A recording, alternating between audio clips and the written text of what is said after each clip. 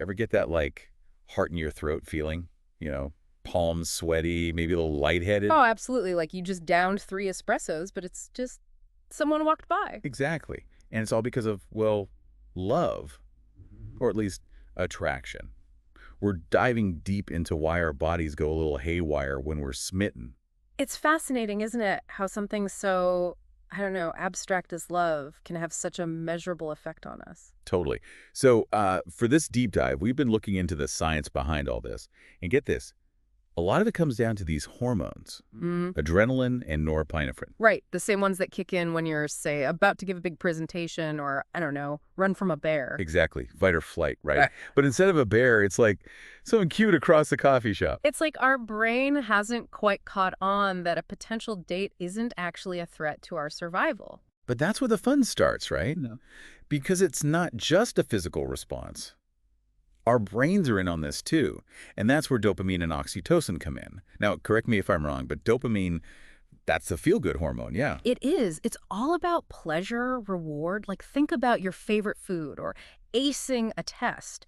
Dopamine gives you that little rush of, yeah, that's the good stuff. Okay, so that's why new love feels so, I don't know, exciting, addictive even. Exactly. And then alongside that, you've got oxytocin, which is sometimes called the cuddle hormone. Right, right, I've heard that. It's all about bonding, trust, connection. You know, that feeling of just wanting to be near that person. So it's like this big complex cocktail of chemicals swirling around making us act all Well, in love. Yeah, exactly.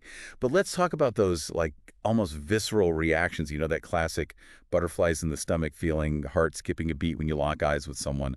What's the science behind that? so physical attraction, it's a powerful thing. Our brains are wired to pick up on visual cues, and when we see someone we find attractive, boom, it triggers a cascade of responses, including changes in heart rate. So not just in our heads then. It's really happening. Oh, it's real. And it all ties back to those hormones we were talking about. Your brain sees something it likes, it releases adrenaline, your heart starts racing. It's all connected. Okay, so we've got this rush of excitement. Our brain is happy. We're feeling bonded. But what happens when that initial spark, settles a bit? Do we just like build up a tolerance to love? That's where things get really interesting because while the initial rush might mellow out as a relationship progresses, that doesn't mean the excitement disappears entirely. Instead, it kind of transforms. Shared experiences, building memories together, inside jokes, all those little things, they strengthen your bond and keep those loving feelings alive. So it's less about the roller coaster of emotions and more about, what, a deeper connection.